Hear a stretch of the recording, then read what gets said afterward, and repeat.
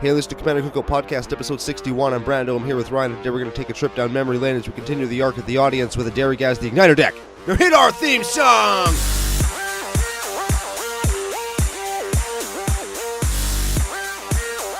Hey, Ryan. We're back for yet another whirlwind adventure. How you doing?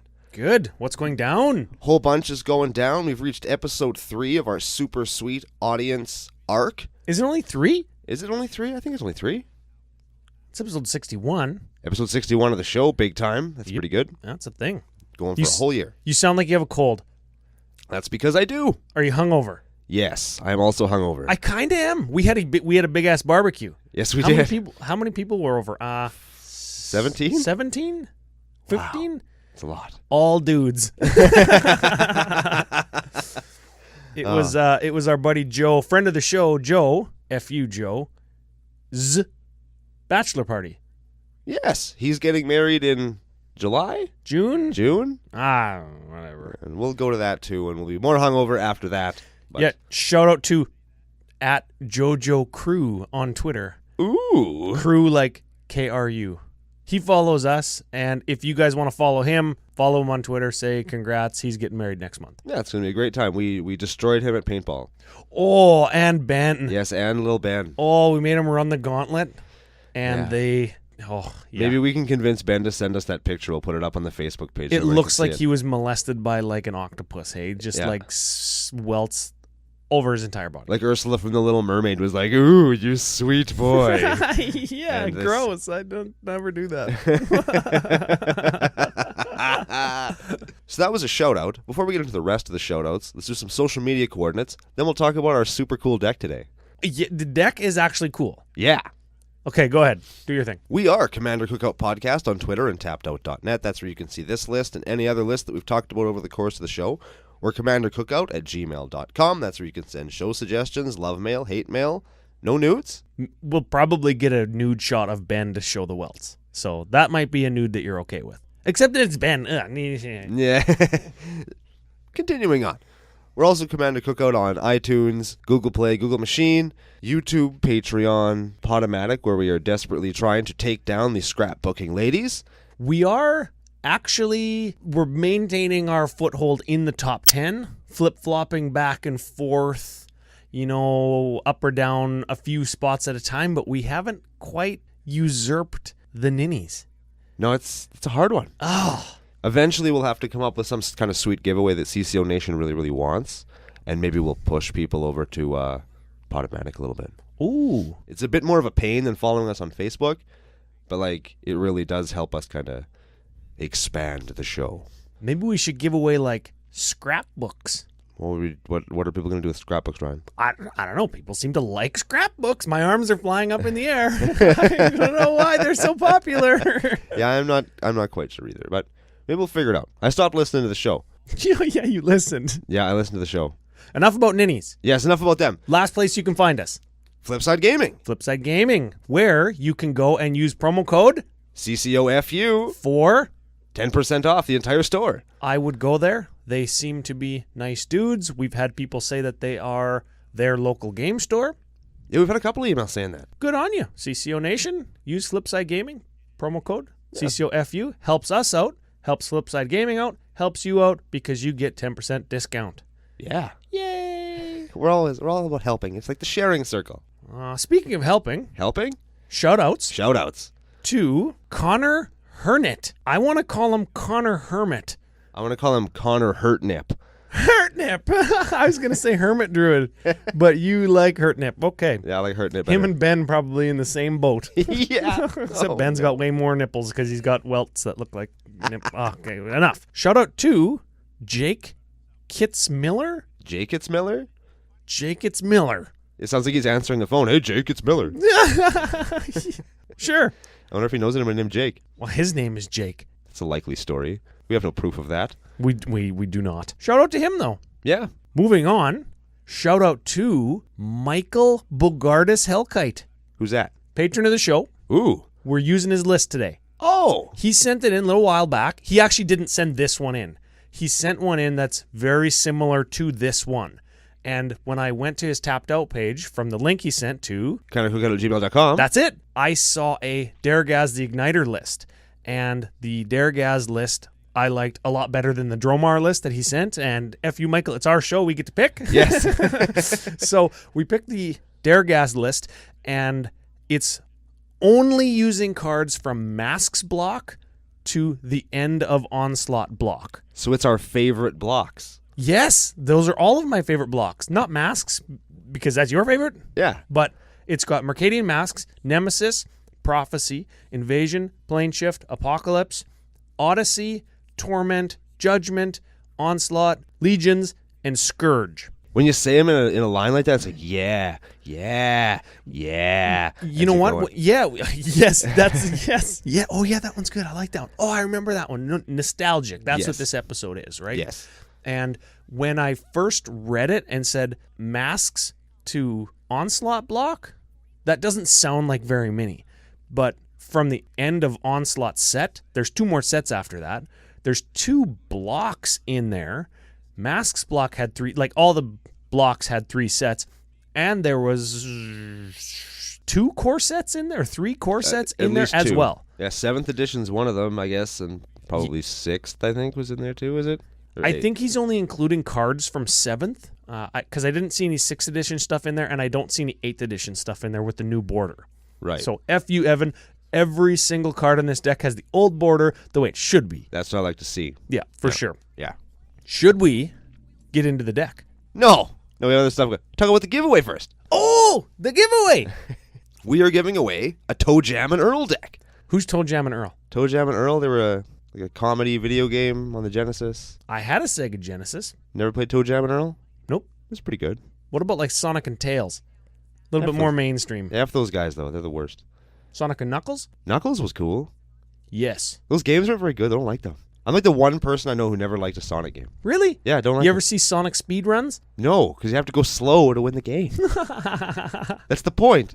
Sonic the Hedgehog is supposed to run really, really fast, but then he runs into a wall or a spike or something. It prevents you from doing what the game tells you you're supposed to do. I suppose. He's not supposed to take his fucking time. He's supposed to run really fast and do fucking loops and shit. But nope. Just run into a bug. Lose all your rings. Screw you, Sonic. Yeah, that's a thing. Yeah. I'm glad you haven't had a good game since 1994. But enough of my personal vendetta against Sonic the Hedgehog. Toe Jam and Earl is actually the Minotaur twins that we were... Yeah, what are their real names? Sun Speaker and Fire Song? Fire Song and Sun Speaker? Yes. That sounds right, but I've been mixing it up for weeks. Yeah, we've been saying the name wrong so much that I don't even know if it's a real card Those anymore. white and red Minotaurs that give your red stuff lifelink and your white stuff lightning bolt. Yes. Those guys. Those guys. We're giving them away. Whole deck is now up on our Tapped Out page at CCO Podcast on tappedout.net. You can check that out. The list is there. And that's the legit list? That is the list that we've put together. It's at the house. I plan to play it on Tuesday. Ooh. Test it out, see how it goes. There might be a couple extra tweaks. Maybe I'll try and scare up some more foils for it. But, yeah, that's basically the list that you're going to get. Yeah, a few 4 or 5 foils, plus I think 15 foil mountains. All with the same art. No! Yeah. Badass! So 15 matching foil mountains that's my thing. And then the planes I picked from, I think that they're from Invasion. I think they're all Invasion planes. I didn't have enough of those to give them all the same art. So there's 2 different arts. But well, very fitting for this episode. yeah, but they're old school Invasion planes, very cool. What else do we get? You get some color matching dice. We got a premium colored deck box with the little dice tray underneath. For all the basic bitches that like rose gold, it's Yes. rose gold. It's actually nice. The pea spice of not posh spice, but pumpkin spice. Yes. Oh, god dang it. Plus, you get the deck. It'll be sleeved in some very nice matte Dragon Shield sleeves, and they're all perfect fitted. I hate perfect fitting cards. Right? Oh, it's the worst. I hate it so much. Like, you put the fucking thing on, and like, yeah, I'm gonna do this. It's gonna be awesome. I'm gonna put it in the sleeve. It fills up with air. And I'm just gonna move on to the next card because that's how this is supposed to work. And it never works. Nope.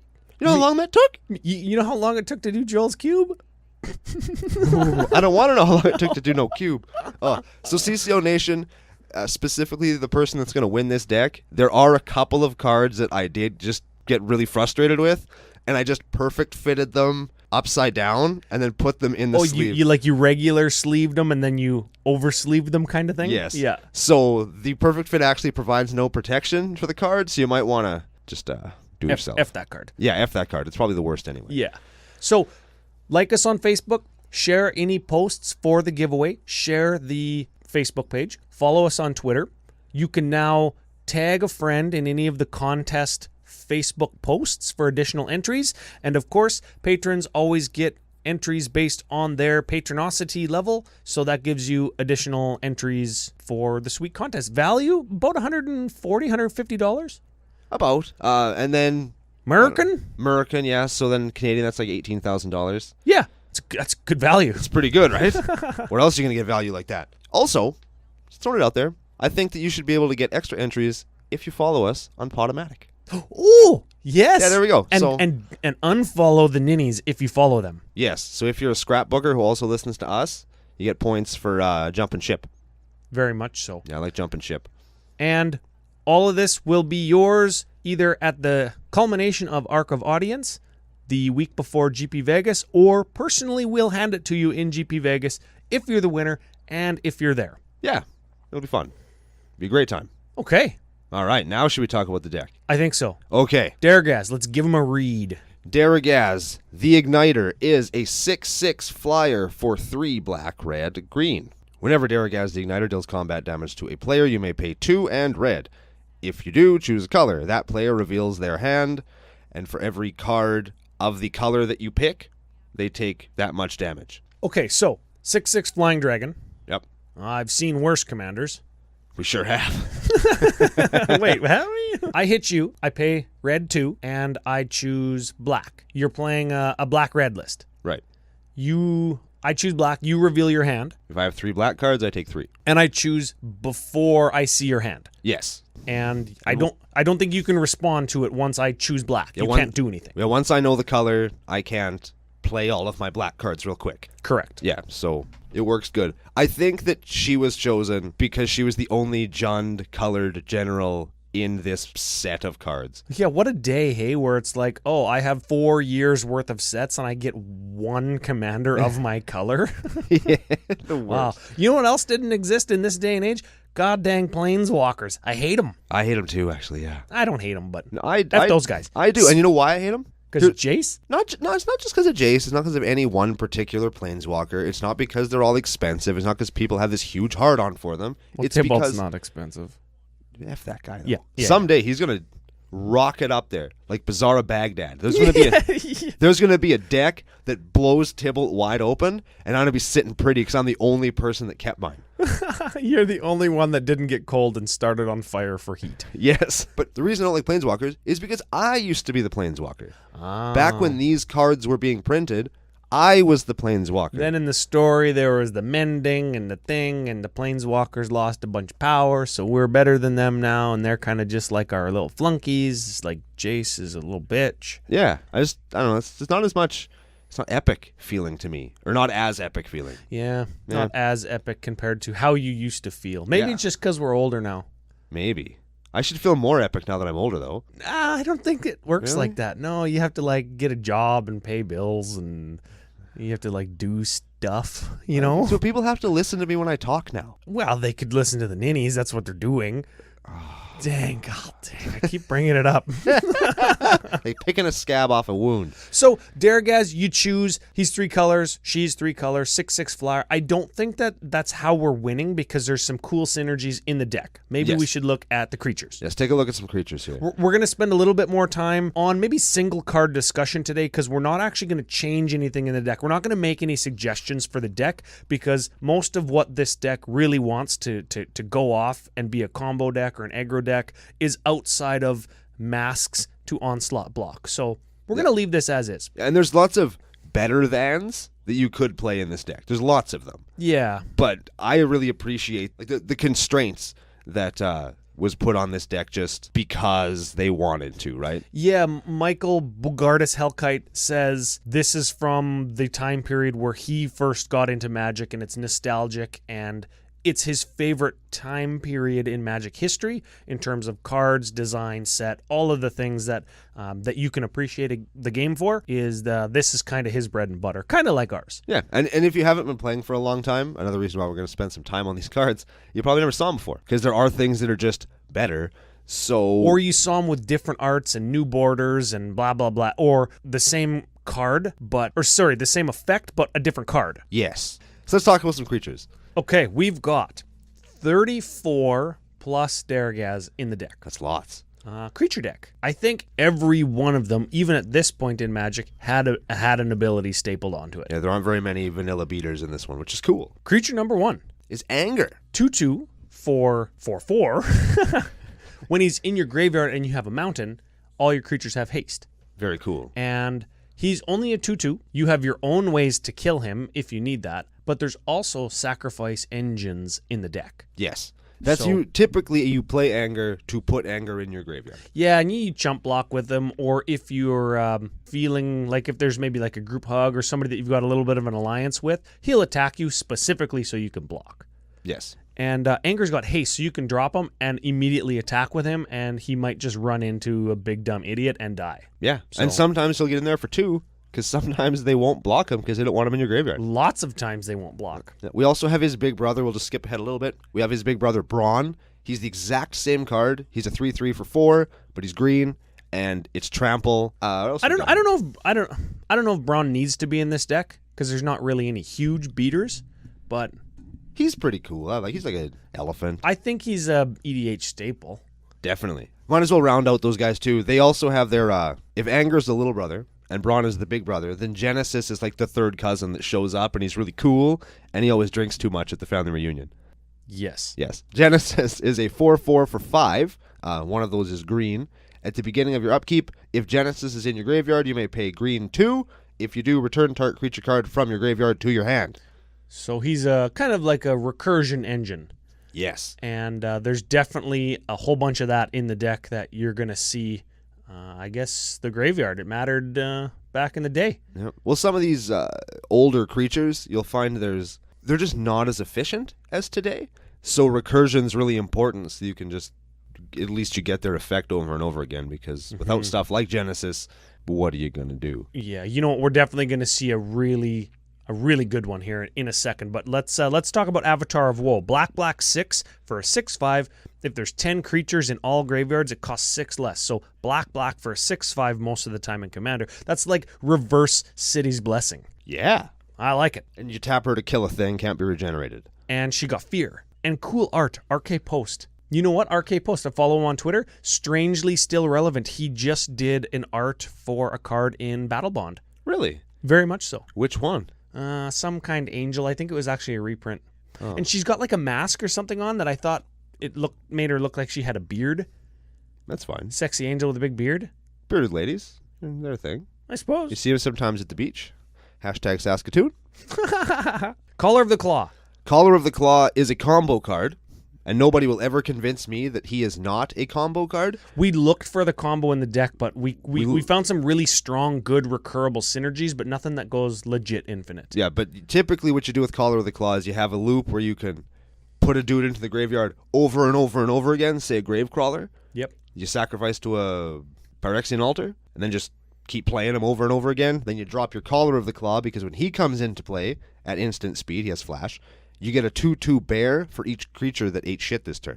Each non-token shit eater. Yes. They went into your graveyard this turn. Yeah, and that's where we're running into trouble, because if we flip ahead to Symbiotic Worm, you've got a 7/7 for green 5. When Symbiotic Worm is put into the graveyard from play, so when it dies, put 7/1/1 green insect creature tokens into play. And we can sacrifice Symbiotic Worm, get 7/1/1s, and then sacrifice all of them, but Collar of the Claw is only going to look at Symbiotic Worm proper, not its tokens, right? So we're going to talk more about that in a second. We're going to keep moving. We've got a Cartographer, green 2/2/2. When Cartographer enters the battlefield, you may return a land card from... I didn't think that this is what this did. Return a land card from your graveyard to your hand. So put your fetch land back.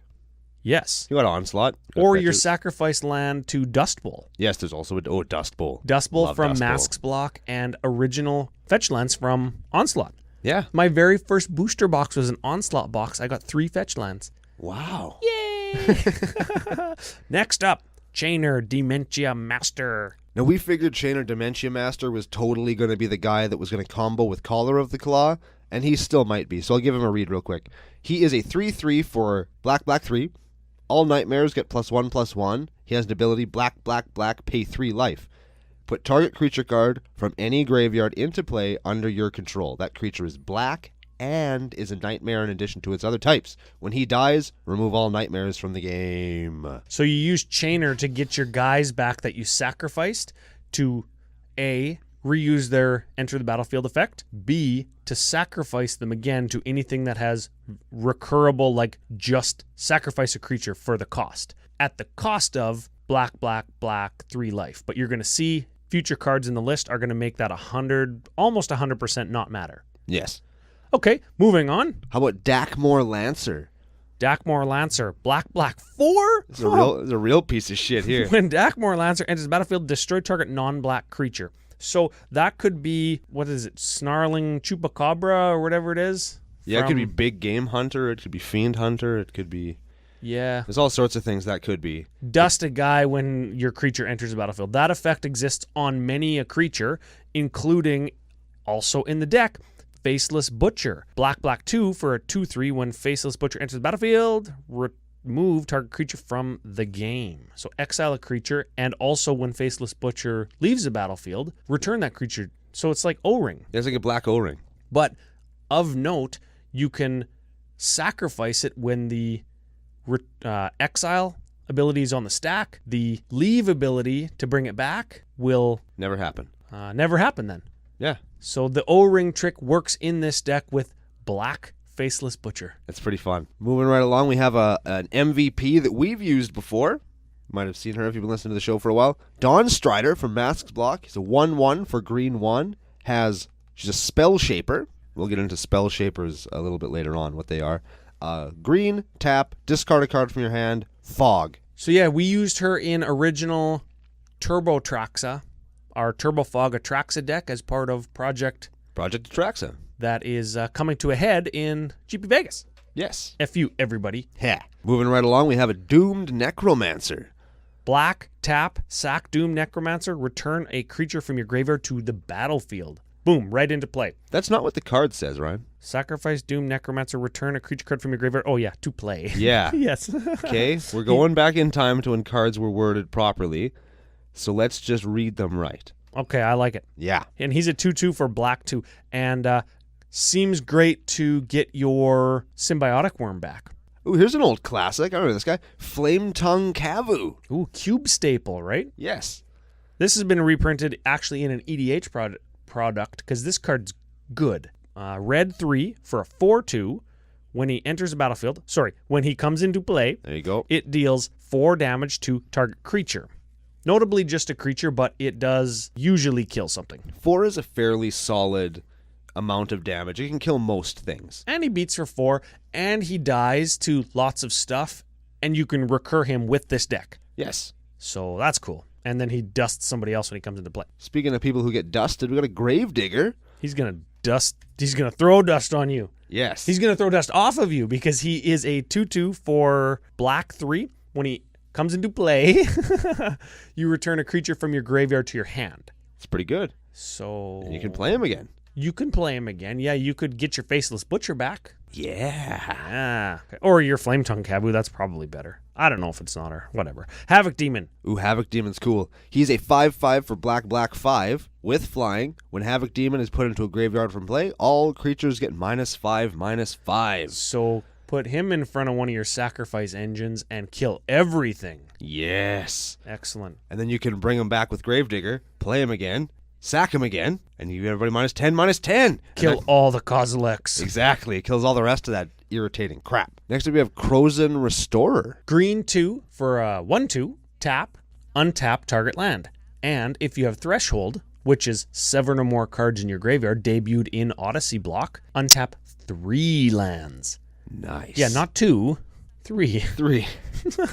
Krosan Tusker. Green 5 for a 6/5. Just a 6/5 dumb idiot. But he also has cycling for green 2. And when you cycle him, you search your library for a basic land card, reveal it, put it into your hand. So he kind of acts like a mana fixer if you cycle him. But sometimes you just need a 6/5 dumb idiot. Yeah, sometimes you just need a 6/5. And that's why Braun's there. Sometimes you just need trample. Oh, yeah. Yeah, and Genesis, too, because then you can continuously get land every turn. Yeah. Yeah. There's a Mesmeric Fiend. He works a lot the same as Faceless Butcher. He's a 1/1 for black 1. When he comes into play, opponent reveals their hand, you pick a card out of it, remove it on Mesmeric Fiend, and then when the Fiend dies, they get their card back. You can do the same thing with Faceless Butcher, though, where he comes in, ability on the stack, sack Mesmeric Fiend, take their card away forever, give them the finger, drink some of your beer, and feel much superior to them. Very excellent. And with Genesis, with Gravedigger, you can do that every turn. There's another one, Phyrexian Delver for black 3. When it enters the battlefield, get a creature from your graveyard to play. Yeah. Right? So there's a few more effects like that that are going to let you do something like this, because taking one card from one player doesn't seem that great. I mean, sure, if it's like a Blightsteel Colossus or with Faceless Butcher, you get their Kozilek. Yeah, that's good. But generally speaking, one card from one player isn't that great. But when you can continuously redo it, that's one of the things I think that makes Jund strong, right? Yeah, it's got the mid-range. Every card thing, is a right? threat type thing. Yes. Like even going back one card to that Krosan Tusker, you can get a land every turn. Get a land. And then it's a 6/6 after it got you 3 or 4 land. It seems good. Yeah. Next up, we have, I hate this guy. Yes. Mind Slicer. Speaking of threats, Yeah. black 2 for a 4/3 horror. Okay. When Mind Slicer is put into the graveyard, remember, you're going to sacrifice him. Each player discards his or her hand. New wording is each player discards their hand. I kind of like that a little better. It's a lot easier to say. Yes. Less words on the card. That's their thing, right? Less words on the card. We're going to shuffle your library. We're just going to say shuffle. We're going to remove mana pool. Look at me. I'm turning into you. He's good, especially when you can sacrifice him immediately. He's all players discard their hand for 4 mana when you have a sack outlet. And he's a 4/3. And then he's a 4/3 when you get him back. Yeah. Yeah. Okay, good. I like it. Mortivore up next. Same mana cost. Black 2 for a star. His power and toughness are equal to the number of creatures in all graveyards, and you can pay a black to regenerate him. Yes. I was having trouble making words work in my mind. Next up, first real easy sacrifice outlet, Nantuko Husk. Give him a read. Nantuko Husk, classic card, is a 2/2 for black 2. Sacrifice a creature. Nantuko Husk gets +2/+2 until end of turn. I want to say Nantuko Husk was the original, but it wasn't.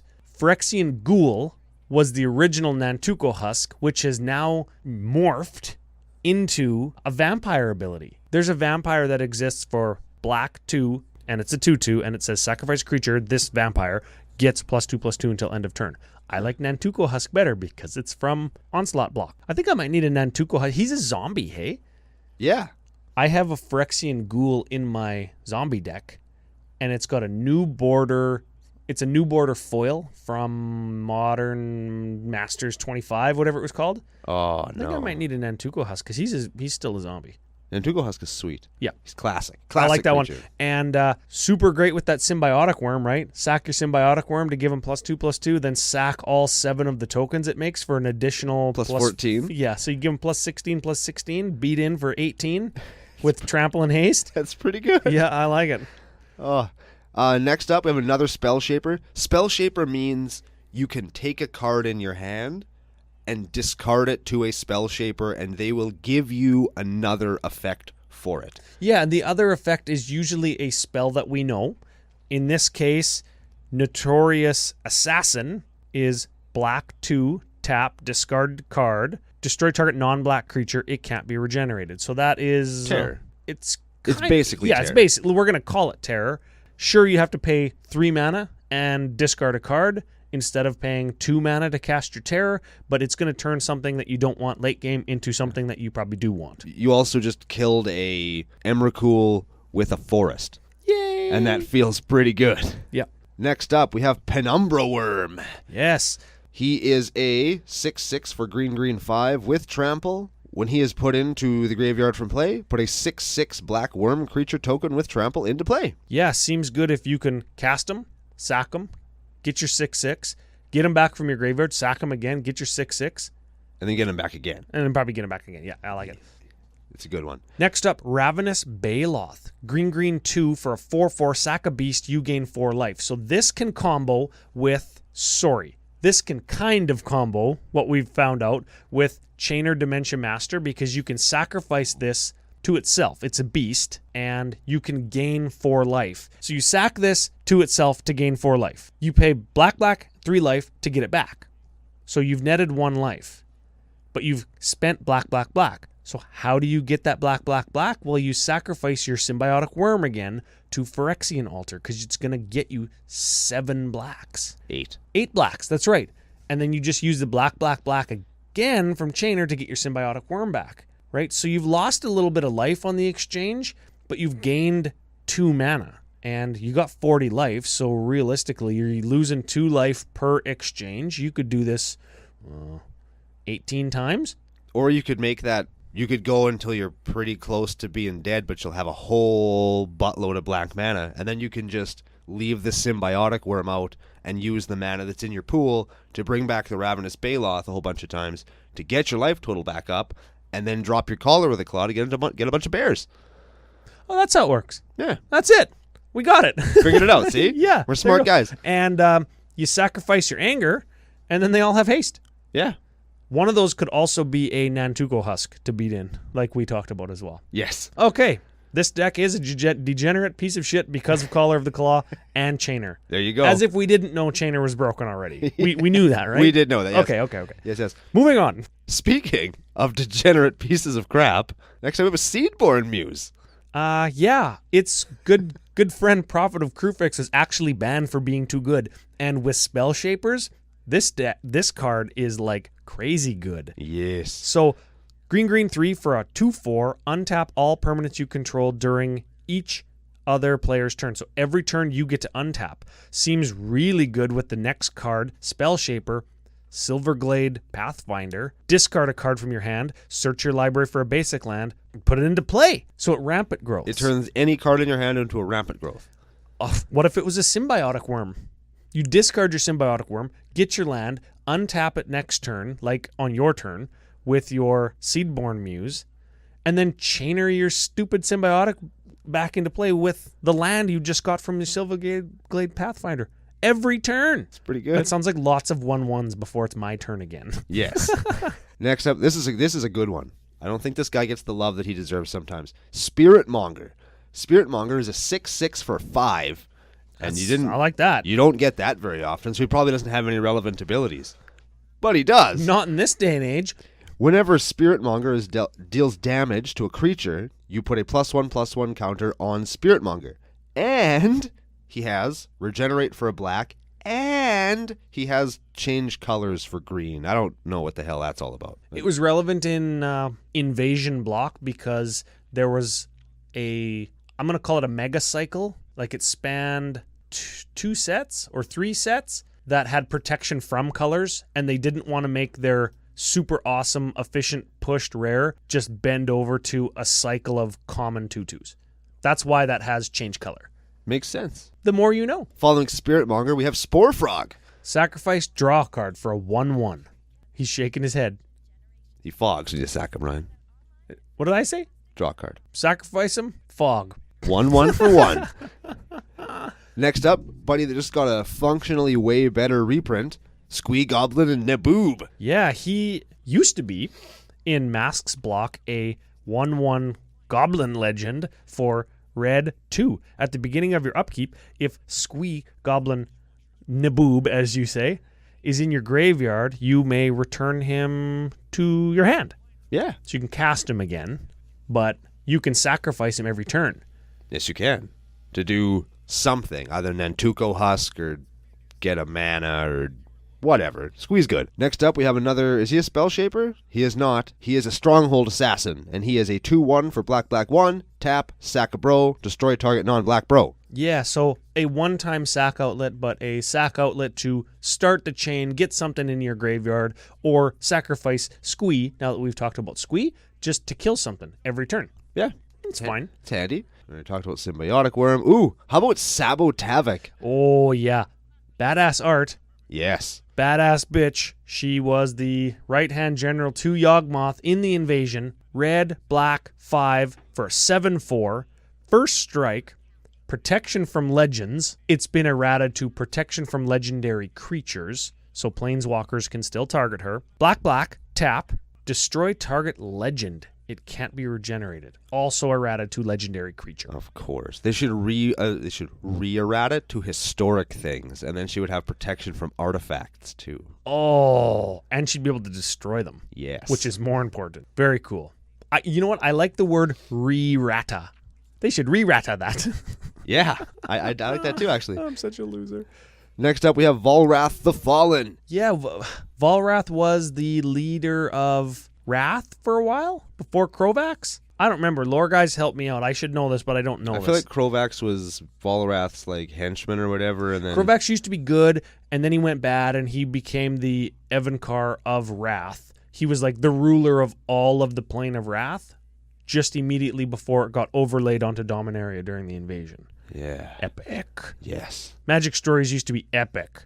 Now they're like, hey, let's do this thing with Hey, let's see if Jace can lose his fucking memory again and then get beat up by Nick Bolas and then go to another plane and act like it never happened because he's Jace and we can't kill him because he's basically our Mickey Mouse. What the hell? I hope he dies. Vollrath, 6/4, black, black, black, 3. He's a spell shaper. Black, 1, discard a card from your hand. Vollrath the Fallen gets +X until end of turn, where X is the card's converted mana cost. Could do pretty good in this deck. There are lots of things that cost 7. Let's go back to Symbiotic Worm again. He costs 8. So Vollrath becomes a 14/12. That's pretty good. Yeah, too bad Infect wasn't in this block, or these blocks, right? Next up, we have Withered Wretch. He's a 2/2 for black, black. 1, remove target card in a graveyard from the game. So he's graveyard hate. Yeah, and if you've got a whole bunch of extra mana kicking around from your Phyrexian altar that's in this deck, you can just start picking off graveyards here and there where it's important to do. Yes. Yeah. I think that card goes in cube as well. Not that we're a cube podcast, but that's the creature package. So we didn't really know what the combo was, but we found it. And we discovered it as we went along. And then lots of super value with cards that kill stuff or cards that get them or others back. Yes. And that trend is going to continue because we're playing a Jund deck and there's value everywhere. Now, we spent a ton of time on the creatures, so we're going to kind of maybe bop through the instants and stories, not because they are less spicy or more common, but just, I mean, these are cards that you see a little bit more often than a lot of the we've creatures. talked about them before. So, sorceries, 11 of them. CCO Staple, Calming Verse. That destroys all enchantments that you don't control when you tap out for it. Yes. For 4 mana. And if you don't tap out for it, it gets all yours too. Yeah, you just tap out for it and dust everybody except yours. But it gives you an option, and that's always cool. Next up, Brando Staple. Yeah. Decimate. A Decimate is a sorcery for green, red, 2. Destroy target artifact, target creature, target enchantment, and target land. Goodbye. Get effed, somebody. Next up, we have Deep Reconnaissance. That is a 3 mana rampant growth. Search your library for a basic land, put it to play tapped, with flashback for 5. So you get 2. Value. Yeah, you get 1 on turn 3, and then you get another one sometime in the game when you just have spare mana. Our deck's 1 tutor is Diabolic Intent. I like this one from Planeshift. Black 1. As additional cost, sack a dude. Uh-oh. Search your library for any card. Put it into the hand. Very cool. Yeah. Next up, we have Do or Die. Do or Die, part of a rare cycle from Invasion, the Ore cycle. This one, black 1, separate all creatures target player controls into 2 face-up piles, destroy all in the pile of that player's choice. It's all right. Fact or Fiction was in this cycle as well, and that's not rare. I made a mistake there. But Do or Die, you're going to kill a whole bunch of things. Yes, you or are. you're going to kill the most important thing. Now, I think the way you play this card is you take the thing that you want to kill and or the thing they want to keep and put it over here, so they either lose their one thing or they lose everything. Yes, that is how you do it. Yeah. Yeah. Next up, Explosive Vegetation. 4 mana. Search for 2 land. Basics. Put them into play tapped. Could you not play... Sky Shroud Claim. Yeah, is that not from... It's from Odyssey, isn't it? No, it's from Nemesis. So you could play it. There's a suggestion. Play There that one it is. Yeah, instead. there it is. Yay! They come into play untapped, and you can just get your dual lands. He doesn't play dual lands. And that only gets you forests. That's why you play dual lands. You can't play dual lands. There's none in these sets. Oh, yeah, you're right. Yeah. Oh. So maybe Explosive Edge is tech. Yeah, maybe. Maybe. Because it gets you your mountains for your anger. Yeah, and your swamps for your black. Yes. All right, next up, we got Hull Breach. Hull Breach is another Brando staple. It's red-green. For a sorcery, choose one. Destroy target artifact, destroy target enchantment, or destroy target artifact and target enchantment. Yeah. Excellent. Next one. Love this card. It's won a lot of games for red. It's done work for the color red. Yes. And that is an Insurrection. Red, 5. Gain control of all creatures. They all gain haste. You attack with them, you win. Yes. It says win the game on it. Yeah, pretty much. Next, Nostalgic Dreams. I love Nostalgic Dreams. It's for green. You may discard, as an additional cost, you discard any number of cards from your hand, then return that many cards from your graveyard to your hand. So it's super sweet. Mass graveyard return. Switchy thingy. Switch rampant growth. Yes. So the ones that you want in your graveyard go there. The ones that you don't want in your graveyard go back to your hand. Yes. Okay. It's a great card. Might be good with something like Rampant Growth, our next sorcery, our second last sorcery. Green 1, search for a land, put into play tapped. That is the worst Rampant Growth art I have ever seen. It's the 7th edition one. And I love sunflowers so much. But it's like a dude with a sword getting tangled up with some sunflower vines, and it's believe white it or border. not, that's the crappy art in 7th edition is why some of the foils are so much money. Because that art was never used again on any card. So if you want a particular art, and it's the 7th edition one, you might have to pay for it. Ugh. So we talked about Nostalgic Dreams and Reanimating and blah, blah, blah, blah, blah. CCO staple to round out the sorcery section, Twilight's Call. We have talked about this card at I length. love this card. Just got a foil one. Nice. Oh, it looks good. Oh, it's kick-ass. I just got shivers. That's a good one. Read it. It's sorcery 4, black 4. You may play it anytime you can play an instant for an additional 2. Each player returns all creature cards from their graveyard to play. Super good in this deck. Very good. Super good in lots of decks, but a graveyard shenanigans value deck is going to wring a lot more out of this card than, your random white deck. Your random, Orzhov or your whatever deck. Yes. This one's got your Doom Necromancer. This has got your, your sacrifice effects, your Mesmeric Fiend, Faceless Butcher. All love that card because you just enter the battlefield with your Nantuko Husk, same time, immediately sacrifice them, removing something from the game. This card is going to do everything for you. It's going to do work. Moving on to the instance. We have, I just got some of these in the mail, Artifact Mutation. I like it. Green, red, destroy target artifact, get saprolings equal to its mana cost. Next up, we have Cauldron Dance. This card is an instant. Wait until you understand what it does. Actually reprinted in Commander 17, I think. Play it only during combat. Fine. Return target creature card from your graveyard to play. That creature gains haste. Return it to your hand at the end of turn. Okay. So from graveyard to play to hand. Put a creature card from your hand into play. It gains haste.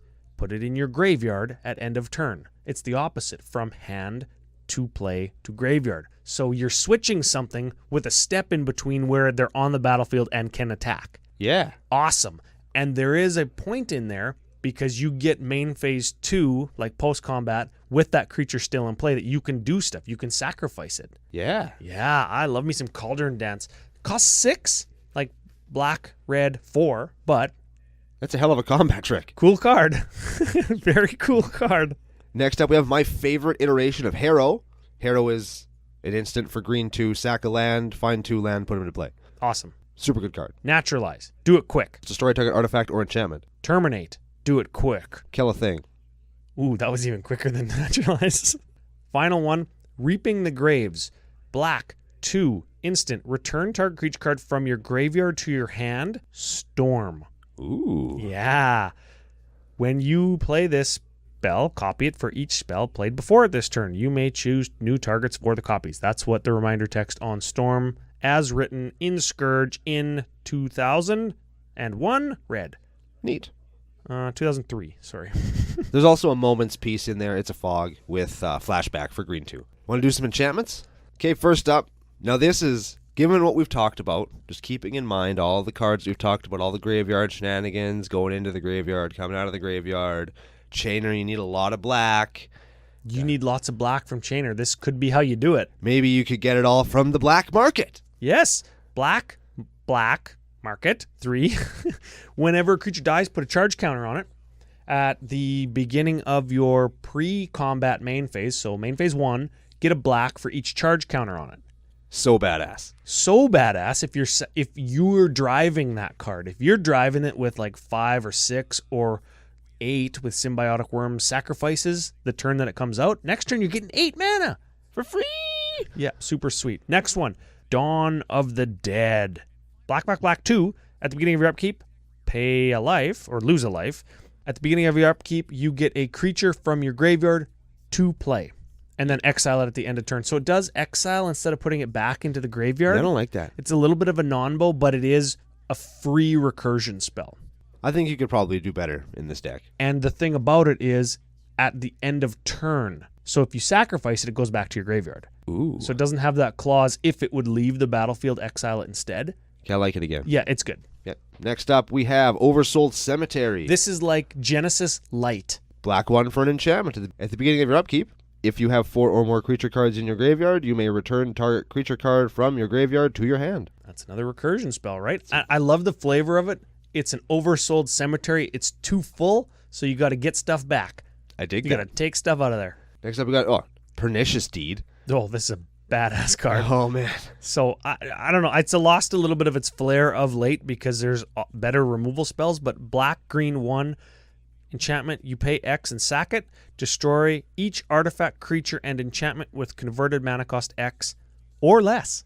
Ooh. Yeah, so you get X or less. So very excellent. Don't get your Symbiotic Worm tokens, though, with it. And lastly but not leastly, we got a Phyrexian Arena. Black 1, beginning of your upkeep, draw a card, lose life. Mana rocks, we got Charcoal Diamond, Fire Diamond, Moss Diamond. Those tap for one of the Jund colors. They cost 2 mana. They enter the battlefield tapped. We've got a Jalom Tome.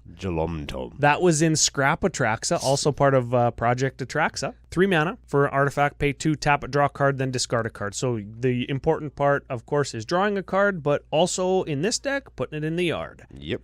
Finally, makes the deck run, makes every deck run that it's in because it's Combo City. It's $60. Phyrexian Altar. Card is so awesome. Oh, yeah, it's awesome. I accidentally have some of Sabotavic's these. on it as well. Is it? Yeah, she's wrecking that Metathran guy's day. He was probably going to have a bad day. Anyway. Well, they were kind of like bred as like a build your own army project of Urza before the invasion. Like for 1,000 years, he was perfecting this kind of race just to fight the Phyrexians. Huh. And now here's one just eating a bag of dinks. Metal to Sabotavik dinks. Ooh. Sacrifice creature, add a mana of any color to your mana pool. It's awesome. Yes, it is. It's so good. I accidentally bought some of those like way back instead of buying Ashnod's Altar. I meant to buy Ashnod's Altar and I bought those instead. And I was like, why does this? And of course, back then they were like, I think they were $8 or something at the time. And why is this order so goddamn much money? What the hell happened? And then I got my like set of Phyrexian Altars and I'm looking, I'm like, wow, it's way better than I was buying. Yeah. And here we are. Very excellent. Now, don't get us wrong. We're not discounting the abilities of Ashnod's Altar because that gives you 2 full mana. It's still good. It's still good, but it's not colored mana. And sometimes you just need colored mana. So, yeah, for sure. We crushed that whole deck. I want to touch base on the lands because there was actually some good cards from these blocks. Remember? Oh, yeah. Masks, Invasion, Odyssey, and Onslaught blocks. So we talked about the fetch lands, we talked about Dust Bowl, but you also have High Market and Keldon Necropolis, both sacrifice outlets on your land. Yeah. Right? And Keldon Necropolis, you can actually weaponize your land, sacrifice a creature, 4, red, tap, deals 2 damage. It's pretty good. So you got to pay quite a hefty premium to get that on a land, but you're dealing 2 damage with a land card. That's still pretty good. And you're not sacking the land card. And you're sacrificing a creature. And you're going to get that back anyway. Yeah, for sure you are. You also got Dust Bowl. You can chuck lands at other lands to kill lands. Yep, for sure, like that. And then we had something that got lands back from our graveyard, right? So again, Jund just providing value at every way, shape, and corner, and it's good. We've got the pain lands, like enemy and ally colored pain lands. We've got I'm going to call them filter lands. They're the Odyssey filter. So you pay a colorless into it, then you get 2 mana of a different color out of it. They're cool. We've got cycle lands. They cycle for their color. We've got a layer land. It's a tri-land that doesn't come into play tapped. We've got City of Brass. Like, there's some good lands Grand in this. Coliseum, or Shitty City of Ass. Shitty of Ass. But we also do have legit City of Brass, which was in 7th edition. Yes. Yeah. So it's the worst iteration of City of Brass also. Yeah, probably. Yeah.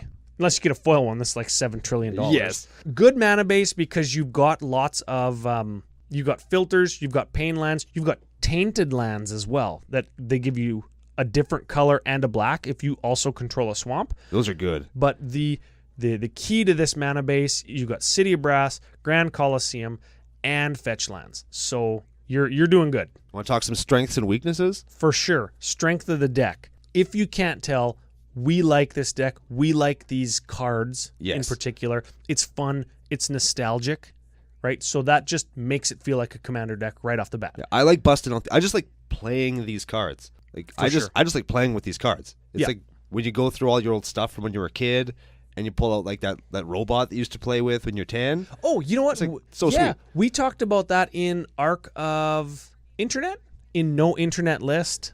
Going to your local game store, digging through boxes, you find some of these cards, right? And this deck is even more special for me because I started actually putting my collections together a few weeks ago. We talked about it on the show a couple times. And I remember having a lot of these cards. I remember ripping these cards out of booster packs. Yeah. Ravenous Bailiff, and being disappointed that I got fetch lands instead of a Kamal Fist of Krosa, right? Like, I remember that. So super, super fun. Strength, removal filled. Oh, yeah. Strength, lots of value. Every card provides you some kind of value. Yeah, everyone. There's while lots of it's underpowered compared to better versions of the same kind of effect, every card is doing its job. Yep. So I think it makes it very hard to play against or to know what to remove. Kamal We're not going to do too many, I guess. You should include. But if you could play a Kamal Fist of Krosa. Oh, that might be a good include in this You deck. know what's something that's really cool to do with Kamal Fist of Krosa and do or die? Turn all of their lands into dudes and then do or die them. Yes. That's awesome. Kamal, their do or die. Yes. Yo, I like it. So, yeah, there you go. So you can make a bunch of mana from sacrificing Symbiotic Worm and chainering it back. You net 2 mana off that every time you do it with the Ravenous Bailiff, so you're not losing a whole ton of life, like we talked about. Use a bunch of that mana for Kamal, then use Kamal's green ability to turn lands into 1/1s. You could also Havoc Demon, sacrifice Havoc Demon to kill all their lands. Yeah, you could do that. Kamal's a dink, hey? Yeah, he's just he's a piece of shit. I play him with Elishnorn, but Havoc Demon will do it too. So will do or die. Yeah, he's a degenerate piece of crap. But let's use do or die. It's fun. Yeah, okay. So another value adder. You could just Symbiotic Worm and then overrun with Kamal twice and you win the game. Yeah. Maybe Kamal instead of Insurrection. Sure. That's probably fine, Yeah, right? Kamal wins games just as handily as Insurrection does. Yeah. Cool. I like it. Okay. Weakness. Maybe feels like you're confined a little bit, right? Like you are playing Grand Coliseum. You are playing the 6 mana kill a guy, enter the battlefield guy. Yeah. There's just better stuff you could play. Yeah. Like a big game hunter or Yeah, he costs 3, right? Yeah. And it's just better stuff that you could play in several cases here. Yeah. I'm not down on the deck, so I don't want to talk about too many weaknesses. No, I mean the only main weakness here is the constraint that the author put on themselves, really. Which I think is fine, right? Because it's not a theme deck, but it is kind of like a theme deck. Yeah, without being a theme deck. It's still a real deck. Yeah. So cool.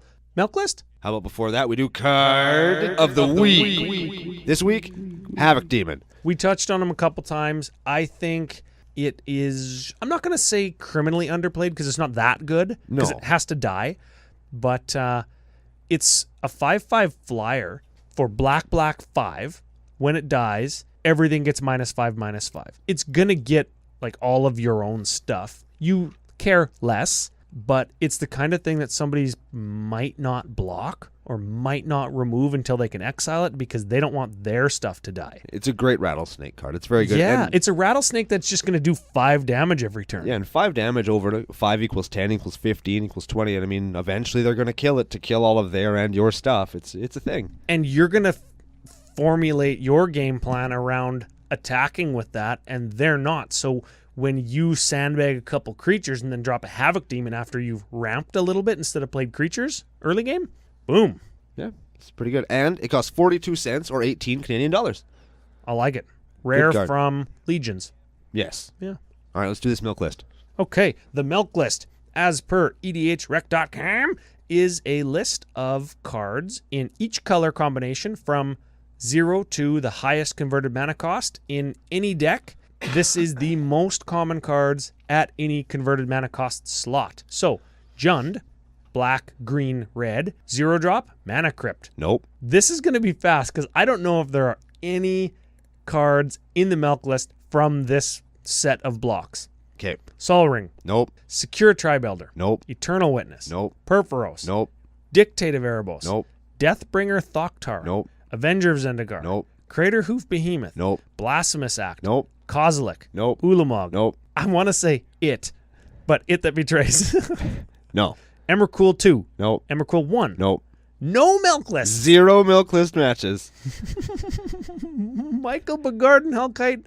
Awesome. That's excellent. Yeah. I like that a lot. Spice Calculator. Spice calculator. Formulation that we created to see how spicy a list is. Now, it kind of breaks down when we do a little bit of a theme deck. So just keep that in mind, right? 1 tutor. Where you want. The formula allows for 1 tutor. That's fine. No planeswalkers.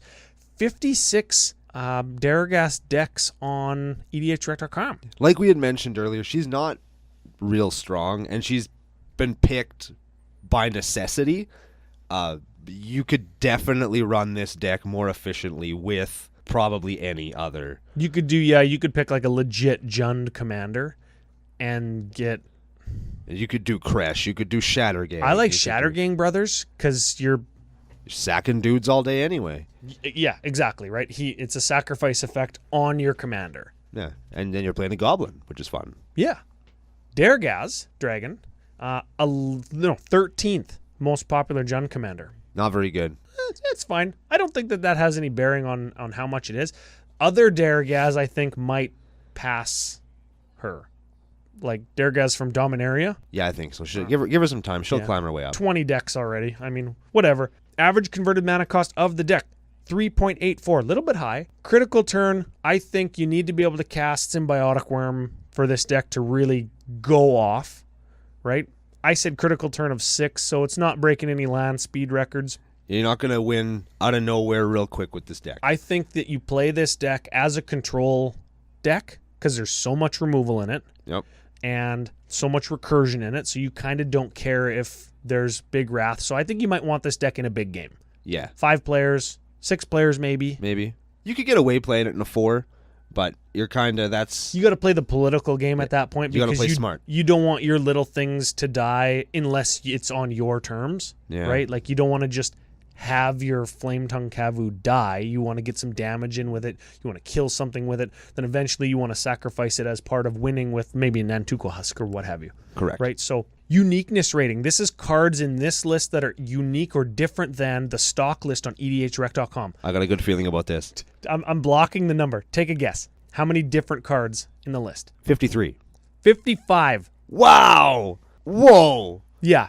That's like the whole deck. Yeah. There was, I think, 7 matches in this deck and the stock list, like Decimate and Explosive Edge, like the common ones, right? Yeah. So you punch it all into the spicy calculator. Boop, boop, boop, boop, boop, boop. 77. Whoa! He passes the 50 test and the 75 test. I just made that up. He's in Ghost Pepper territory. Yes. We've only had a couple decks past 70, and this one does it by unique restriction, I'll call it, Yes. and ends up still being something that we love to talk about, looks like it's fun to play, and is super nostalgic. And it's only $318. Yeah. Yeah, you're not spending any money on land other than the couple fetch lands that And Dust Bowl's a couple bucks. arguably you could cut the couple fetch lands, right? And you could knock off $100 off the deck. I think that you still want that Phyrexian altar, even though it's $60. Yeah, the Phyrexian altar is kind of key. But you could get this. critical. You could get this deck down to like about $200 if you wanted to, Yeah. which is Tweak the- totally normal EDH playable territory, because a lot of the staples, a lot of the 8 cards for sure that are in the stock list, I know have been in Commander products. You've got Decimate, you've got Explosive Vegetation, you've got City of Brass, you've got all of these cards that you already have. Yeah, some of the cost of this deck is reflected in that. I'm assuming when he put the list together on tappedout.net, he used the printings of the actual physical card that he had in his hand, and not necessarily what Tapped Out does, which is like find the common or cheap The one or most whatever. recent printing of it. Yeah, Yeah. So I'm sure that the cost of the deck would probably go down if you were to look at them like that. Like, there's no reason a spore frog should cost $5. I think it actually is $5. It is $5. It shouldn't be Goddamn fucking $5 stupid. because That's all it does is explode, and then nobody can see anything. Stupid everything. That's good flavor. You step on this frog when you're trying to attack in, and it just creates a fucking ninja cloud of dust. So, reusable ramp, rocks, enchantment creatures, destruction, havoc demon. Cool deck. it's a fun deck. Yeah, I like it lots. Yeah. Michael Bugardus Hellkite. Good on you. Yeah, it goes by Mini Leets. Mini Leets. Oh, yeah. That's his tapped out name. Yes, I will. MINI1337S. Yeah, I will make fun of him if I meet him in person for that name. I don't understand the That name. is a thing that I'll make fun of him for. It's an internet. It's Leet Speak. You never heard of Leet Speak? Nope. I'll explain it to you off the air. Okay. Yeah, Mini Leets. Final thoughts of the day? Final thoughts of the day. We talk all the time on the show about the varied gameplay experience that you can get from playing Magic. And not only does this deck give you that varied and unique gameplay experience, it also gives you Michael Bogardus Hellkites and Ryan and I's our unique gameplay experience when we were young learning this game. It actually takes you back in time to like, hey, here's what those guys, back in my day, this is what decks were like. Here it is. This is what they were like. This is what we used to play when we started playing Magic. It's for us, it's a great trip down memory lane, and for anybody who's never played with cards like this, it's an opportunity for you to go out and learn about some of the really neat stuff that Magic was doing back before power creep and trying to market specifically to certain aspects of their market base. So that's the deck. Good on you, Mike. Thanks for sending another deck in that let us find this one, because we really like talking about it. For everybody listening, remember the hit and run deck giveaway. Check us out on Facebook or Podomatic to get entered in there. All the details are on the Facebook page, so check that out. Meantime, we're going to go back. We're going to drink a little bit more beer to get rid of our hangovers, and we're going to find another list sent in by you, the audience, for the next episode of Commander Cookout Podcast. Hit our theme song! F you, Evan. Play old bordered stuff.